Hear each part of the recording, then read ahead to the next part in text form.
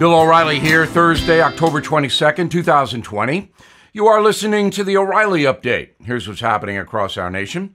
The candidates prepare for the final debate. President Obama returns to the campaign trail in Pennsylvania. New Jersey's governor enters contagion quarantine. Ireland brings back the shutdown. A majority of millennials now unhappy with democracy. Also ahead, what I, your humble correspondent, would ask Mr. Trump and Mr. Biden if I were moderating the debate tonight. But first, the president and Joe Biden traveling to Nashville, Tennessee for their second and last face-to-face. The debate will be divided into 6 15-minute segments, with each candidate given 2 minutes to respond.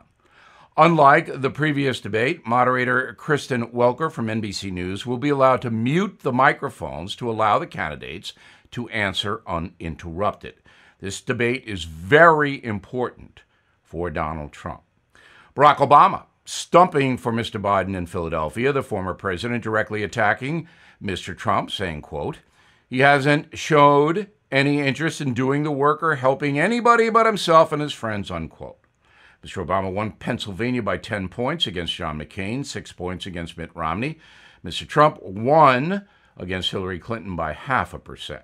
New Jersey's Democratic governor in self-isolation after being exposed to a staffer who tested positive for COVID. Phil Murphy spent time with an infected worker at a press conference. The governor routinely criticizes President Trump's campaign stops as reckless and unnecessary because of COVID. Well, there you go, Governor. It can get anybody. Ireland, the first country in Europe to reimpose a national lockdown to stop COVID. The UK, France, Italy, and Spain also closing more segments of their economies. As cases hit record highs in Europe, the virus has killed less than 2,000 people in Ireland, most in Dublin.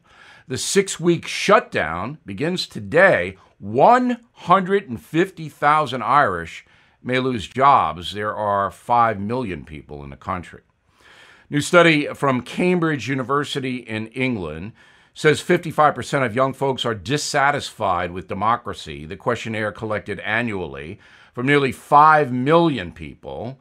It seems younger folks may be getting dumber. Freedom is very valuable. In a moment, tough questions for the debaters tonight. Right back with them.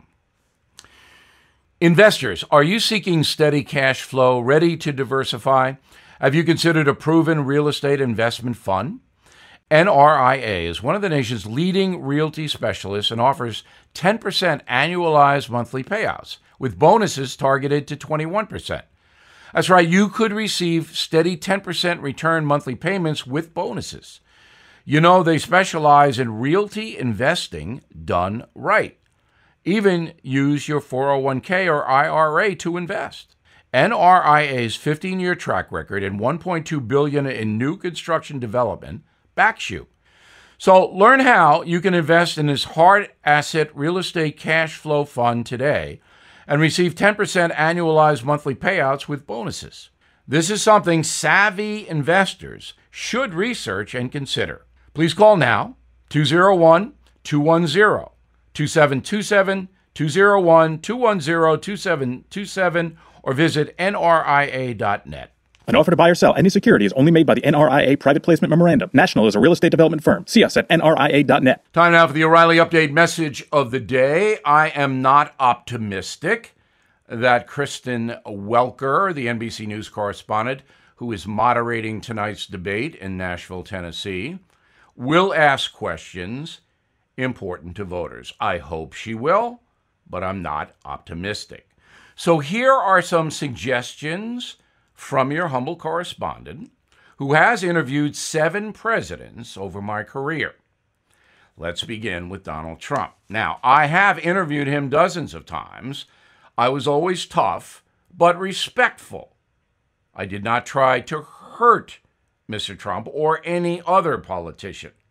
So my question tonight, my lead question, would be this. Mr. President, in hindsight, should you have actively promoted wearing masks to mitigate COVID? Should you have done that in a more aggressive way, especially in the beginning? Second question. Mr. President, many of your subordinates do not like you. Are you too tough a boss? And then I would have the names of people who didn't like him, who spoke badly about him in public, if Mr. Trump would say, oh, no, they all like me, which he might. The third question for the president, why do you think the corporate media dislikes you so much? And the fourth question, Mr. President, you could order Attorney General Barr to discuss the Durham investigation about corruption in the Russian collusion situation. You could order him to publicly discuss it. Why don't you? That puts Donald Trump on the spot because this Durham report, vital to American voters. And I don't know why it isn't being discussed in public by the Attorney General. Only President Trump could answer that. Now, Joe Biden has refused over the years my very kind invitations to chat. He told me face-to-face in Washington one time he would never interview with me, and he laughed. Why would I do that, O'Reilly? Well, maybe you want to have a lively back and forth so the folks could get a measure of you, Mr. Vice President. First question for Mr. Biden from me. Your son Hunter made millions of dollars. Do you believe you helped him do that? There would be follow-up questions to Biden's answer. If he said, this stuff has been discredited, I would just shred him. Number two, Mr. Biden, are you aware that the Black Lives Matter Global Foundation is a Marxist group? And what do you think about that? Question number three. Mr. Biden, why do you believe American taxpayers should fund the health care of undocumented aliens? You said so in a debate. And number four, if you were ever a pro athlete, Mr. Vice President, would you kneel during the national anthem? So those are my 8 questions for the candidates. I think they're fair, but they'll never be asked because we live in an age of press corruption. I'm Bill O'Reilly, and I approve that message by actually writing it. Disagree? I want to hear from you, bill@BillO'Reilly.com. And please consider my new book, Killing Crazy Horse, enormous bestseller. You will like it. In a moment, something you might not know. As you may know, more than 44 million Americans have lost their jobs. The Fed just warned the recession may get worse. So I recommend you consider gold and silver. And the only company I recommend is American Hartford Gold Group. I trust them. I've done business with them. I recommend them. They sell physical gold and silver delivered right to your door or inside your IRA. And they make it easy. So please call them right now. And make sure you tell them that Bill sent you. And they will give you, ready? $1,500 of free silver on your first order. Since I've been recommending American Hartford Gold Group, gold is up more than 30%. So don't wait. Call 877-444-GOLD, 877-444-GOLD, or text GOLD to 65532. Again, that's 877-444-GOLD, or text GOLD to 65532. Now the O'Reilly Update brings you something you might not know. A recent financial study from Chase Bank shows 2 out of 5 Americans do not have $400 in savings. Just a quarter of American adults have enough money to cover 1 month's worth of bills. Another 20% do not have anything in the bank at all. 20%. The pandemic makes it even harder on workers, the unemployment rate now hovering around 8%. But there are some things that you can do every single day to save some money. First, stop eating out. The typical American family spends $5,000 a year on restaurants and fast food. A trip to the grocery store can save you $100 each month, or maybe more than that. Not to mention, it's better for your health. Next, cut down on your cable bill. The average U.S. adult hands over about $200 each month for TV and internet. That's $2,400 annually.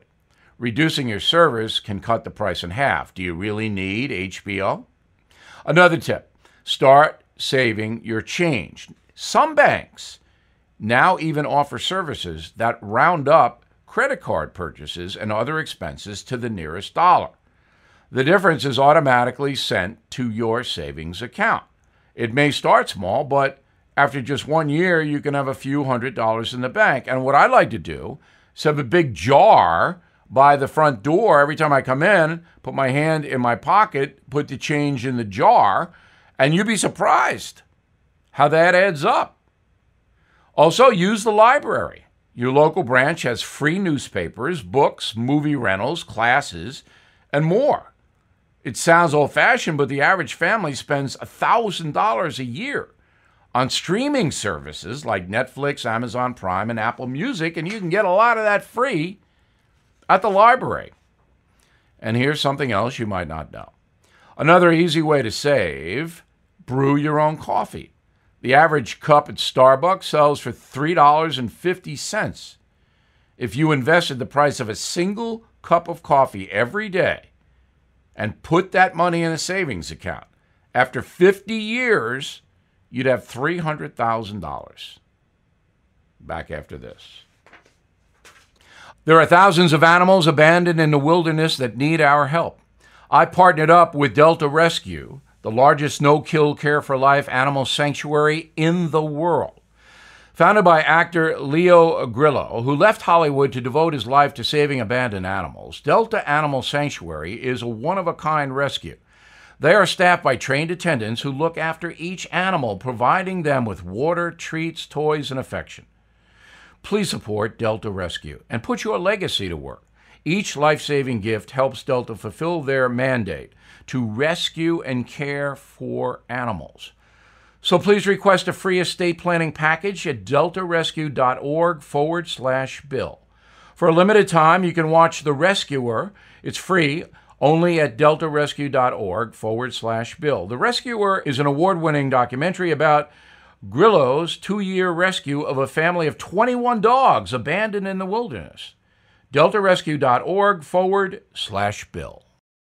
Thank you for listening to the O'Reilly Update. I am Bill O'Reilly. No spin, just facts, and always looking out for you.